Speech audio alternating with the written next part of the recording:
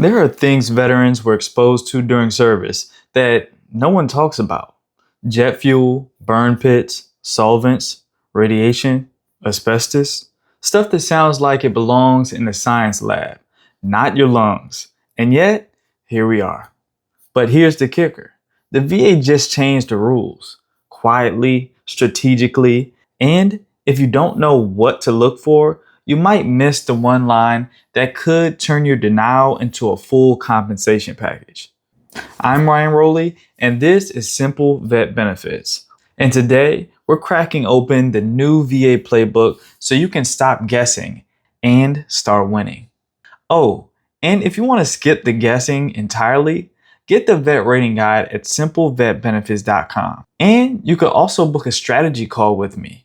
I'll break down your case like it's intel before deployment. Let's start with the basics. Normally, to get VA disability, you need a diagnosis, service connection, and proof that one caused the other. But presumptive conditions, those are the golden ticket. Presumptive means the VA assumes certain exposures cause certain health conditions. No extra proof needed. And why is that? Because there's enough science and enough lawsuits to say, yeah, that toxic stew you breathed in near the flight line, that'll do it. Examples include Agent Orange exposure, which could cause diabetes, ischemic heart disease, Parkinson's. Burn pits could cause asthma, rhinitis, sinusitis.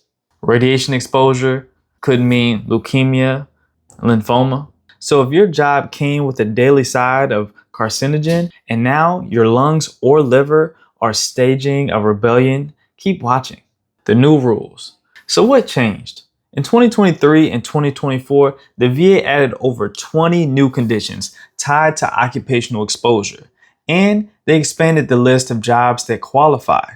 This isn't just for folks near burn pits or in country in Vietnam. So here are some highlights. Terror jobs, which means toxic exposure risk activities. Now these now include aircraft maintenance, fuel systems, munitions handling, and mechanics. New exposures covered are jet fuel, organic solvents, industrial chemicals, radar, and radiation. Here are some new presumptives added: COPD, certain cancers, chronic bronchitis, autoimmune disorders. Now they didn't blast this on the VA homepage. You had to be looking. Or subscribe to a YouTube channel that does this kind of nerdy detective work for you. Okay, you're probably wondering, do I qualify? Here's what matters. Your MOS or job code, document exposure or a role that assumes exposure, such as aviation fuel systems, armor, vehicle maintenance, a diagnosis that's on the new presumptive list. You don't need to prove how many gallons of JP8 you snorted. If your job likely exposed you and you've got the condition, the VA may assume it's connected. Action tip. Grab your personnel file, OMPF, from archives.gov. Request your service treatment records. Note every symptom or ER visit tied to respiratory or immune systems. So here are some common hazards and conditions. So here's a hazard: jet fuel, also known as JP8. The presumptive conditions are chronic bronchitis, fatigue, liver issues. Another hazard: solvents and degreasers, such as TCE and benzene. Presumptive conditions would be Parkinson's, lymphoma, liver or kidney cancer. Another hazard: burn pits. Presumptive conditions would include asthma, chronic sinusitis, rhinitis, lung cancers. What about radiation, such as radar techs and nuke subs? The presumptive conditions would be leukemia, multiple myeloma, cataracts. Now, of course, this is just a sliver of the chart. If your service reads like a chemistry textbook, you might be sitting on a multi-rating claim and not even know it.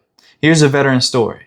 Take Staff Sergeant Miguel Torres, 6 years as a fuel systems mechanic, diagnosed with COPD and chronic fatigue by age 40.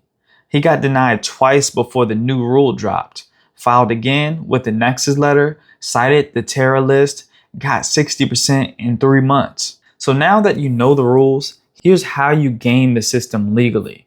Here are some steps. Get your diagnosis in writing. Highlight your MOS or job code. Cite the new exposure list. Terra or PACT Act presumptives. Use lay evidence, such as buddy letters and personal statements. Add a nexus letter if your exposure isn't clearly listed. File online at va.gov, a VA accredited rep. Here's a pro tip. File secondary claims too. If your lung disease causes sleep issues, depression, or limits your mobility, that's more ratings. Stack them strategically. All right, here's a tactical nerd moment. You don't file for one thing. You file for the whole story. Here's an example. The primary, asthma from burn pit exposure. Secondaries, sleep apnea from chronic inflammation. Anxiety from breathing distress. GERD from medications. Depression from physical limitation. File these with your primary. Make it easy for the VA to see the domino effect. One claim can lead to a whole new rating profile. So here's what to do next. Step 1, don't guess. Get the vet rating guide at simplevetbenefits.com and let's actually plan your claim. Step 2, book a one-on-one strategy call and I'll help you map your case, MOS, and conditions. Step 3, if you're dragging paperwork and meds to appointments, carry it like a pro. This chest pack, battle tested, and it fits everything except excuses.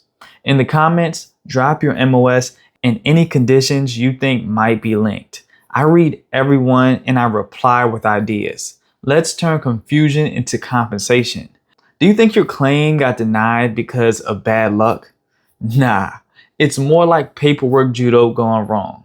Click on the next video to learn the real reason they keep saying no.